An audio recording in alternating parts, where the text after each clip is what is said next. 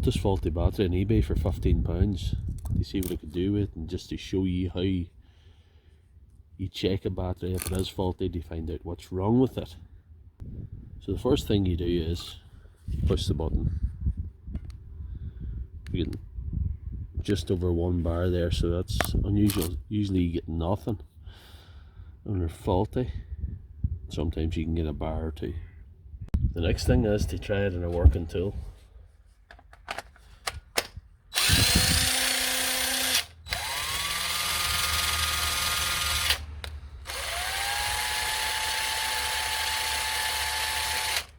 So, yeah, that's not what I expected to happen. There's some life in it anyway. The next thing to do is remove the 4 screws.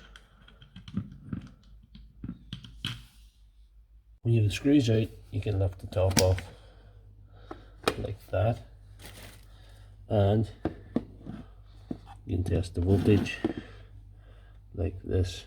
Better to 20 or 200. We'll go for 200, would be optimistic. Put the little meter on.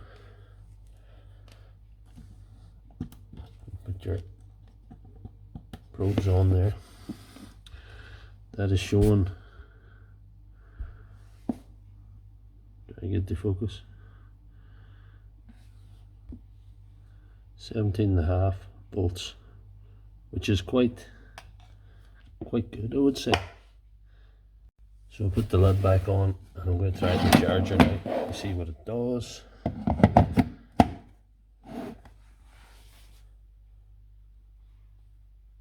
It appears to be charging. We'll come back in an hour to see if it did charge and check the voltage again. Right, an hour on, it's showing that it's fully charged now in the charger, and it's showing 3 bars. So I'm going to have to pull the lid off that and see what voltage is showing. Right, with the lid off, it's showing 20.4 volts, which is fantastic. So why have I been sold a battery on eBay for £15 that's been listed as faulty or not going,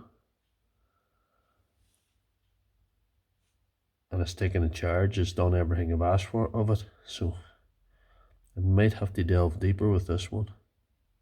Taking a closer look at it, there is corrosion there. So the circuit board might be shutting down the battery at times or something. I'll have to investigate that. I'll have to use it to see. Use it in something heavy. And there's another thing. Do you see that cell's red and the rest of them are green? Somebody's already done a cell replacement in this. So I think I might need to open it and see what kind of job they've done, or to see what's going on. Best thing to do is pull it out of the casing, test the individual cells, and have a look at how everything looks. With the battery open, there's corrosion in the connections.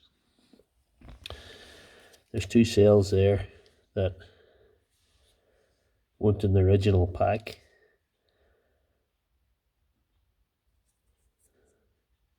It appears to have soldered them in.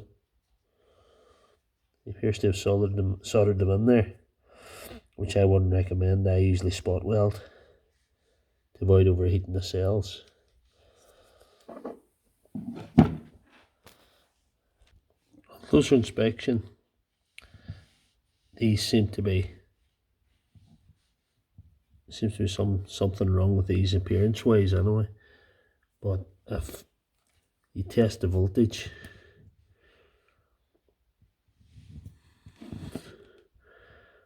get the voltage tested here.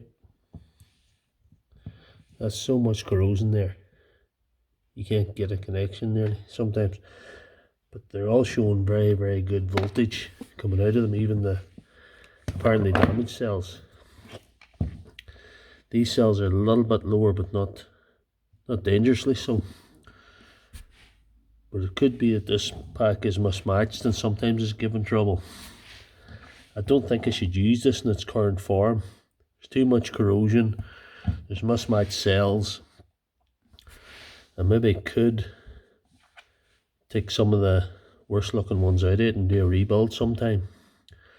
I still think for £15 there's some salvageable cells in that. There's maybe 6 cells that I would reuse there, so I think it's still a bargain.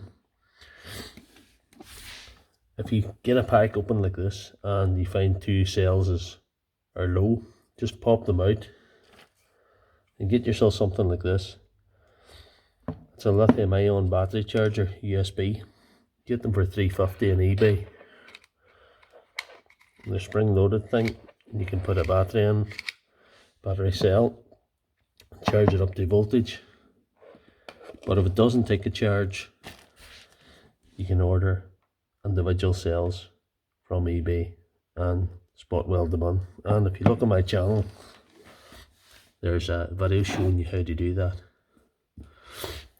This is the battery that I bought on eBay that was faulty, but sort of isn't faulty, but sort of is. So there you are.